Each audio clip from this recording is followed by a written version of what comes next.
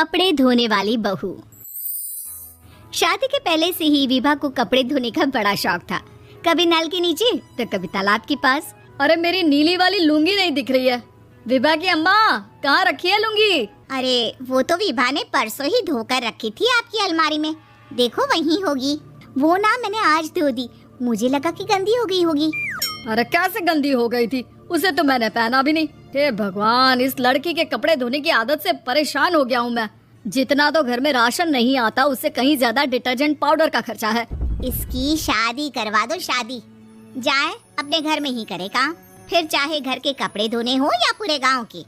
हाँ ठीक बोल रही हो, देखता हूँ मैं कोई लड़का। वो दिन भी आ जाता है जब विभा को देखने लड़के वाले आ जाते हैं। लड़की मुझे अच्छी लगी। होने वाली सास कहती है, बेटी अगर कुछ पूछना है तो पूछ लो। वैसे तो हमारी लड़की बहुत ही शर्मीली है, जो बोल दो वो मान लेती है, इसे क्या पूछना होगा। अरे कैसी बात कर रही हो माँ, मुझे इन लोगों के घर रहना है, सवाल तो कई है।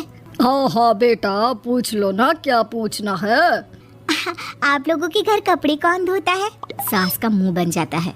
देखो अगर तुम ये कहना चाहती हो कि तुम्हें कपड़े धोने नहीं आते तो सुन लो, कपड़े मैं ही धोती हूँ, लेकिन तुम्हारे आ जाने के बाद मैं रुमाल तक नहीं धोऊंगी। अरे चुप रहना भाग्यवान, बहू बेचारी घर आई नहीं, उसे डराना शुरू कर दिया।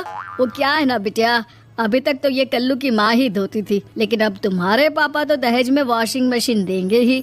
तभी विभा की माँ बोल पड़ती है, सवाल भी पूछा तो क्या, वैसे भाई साहब मशीन की तो फिर भी कपड़े धोने की कैपेसिटी होती है। मतलब जो बिटिया दे रहे हैं ना विभा, इसे कपड़े धोने का बहुत शौक है। ये आप लोगों के क्या आस पड़ोस गांव मोहल्ले सबके कपड़े धो दे और उफ तक ना करे। बाहर देखा नहीं आपने कितने कपड़े सूख रहे हैं, सब हमारी बिटिया ने ही तो धोए हैं। बस भी करो ना माँ, शर्म आ रही है इतनी तारीफ सुनकर।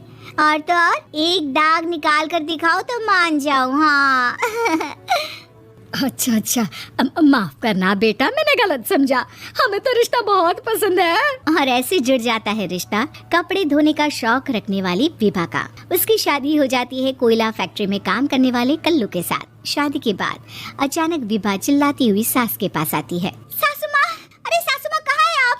ये तो धोखा है, धोखा दिया आप लोगों ने मुझे। इसे ससुर के चक्कर के बारे में पता चल गया। अरे तो उसमें तुझे क्यों धोखा मिला है? अरे नल में पानी नहीं आता, कपड़े कैसे कब धुलेंगे? अच्छा तो पानी नहीं आ रहा उसकी बात कर रही है। तो आपने क्या सोचा? कुछ नहीं। अच्छा तेरी माँ ने कहा था कि कपड़े धोने का शौक है तुझे, याद आया मुझे। शौक बोलकर कपड़े धोने वाले मेरे जुनून को कम ना आके सासू माँ, कपड़ा धोना मेरा गुरूर है। तभी पति भी वहाँ आ जाता है। अभी मैंने इसे सनी देओल की फिल्म दिखाई है, उसी के डायलॉग मार रही है माँ। अच्छा सुन, साफ बता रही हूँ, पानी सुबह 4 से 6 और शाम को 10 से 12 आता है, समझी? विभा टाइमिंग सुनकर हैरान हो जाती है, ये क्या भूतों का मोहल्ला है? सुबह 4 बजे उठकर कौन कपड़े धोता है? 4 बजे टंकी में पानी जाता है, फिर सारा दिन धोना ना, किसने मना किया? अरे कैसे बात कर रही हैं? 200 लीटर की टंकी में कितने कपड़े धो लूंगी मैं, सुबह ही उठ जाऊंगी मैं। अब क्या था, विभा सुबह 4 से लेकर रात के 12 बजे तक कपड़े ही धोती रहती। एक रोज सास पड़ोस से निकलकर कहीं जा रही होती है कि साथ वाली कहती है, हाँ कल्लू की माँ, जरा ये बताओ कि 2 साड़ी है, 2 ब्लाउज और एक पेटीकोट और एक नाड़े वाला लंबा कच्छा। हाँ तो? अरे तो क्या, कितना लोगी धुलाई ये बताओ। धोबन दिख रहे हैं हम क्या? हमारे पति सरकारी नौकरी से अभी रिटायर हुए हैं और बेटा सुपरवाइजर है कोयला फैक्ट्री में। धोबन समझ रखा है हमें। हाय रे कल्लू की अम्मा, माफ कर दो, वो तो मोहल्ले में यही सब बता रहे थे कि तुमने बहू को कपड़ा धुलवाने के काम में लगा दिया है। सास को पड़ोसन की बात सुनकर गुस्सा आ जाता है। वो घर पहुंचती है जहां घर के बाहर ही इतने सारे कपड़े सूख रहे होते हैं जितने कि किसी धोबन के घर पर। अरे ओ कल्लू की दुल्हन, बाहर निकल।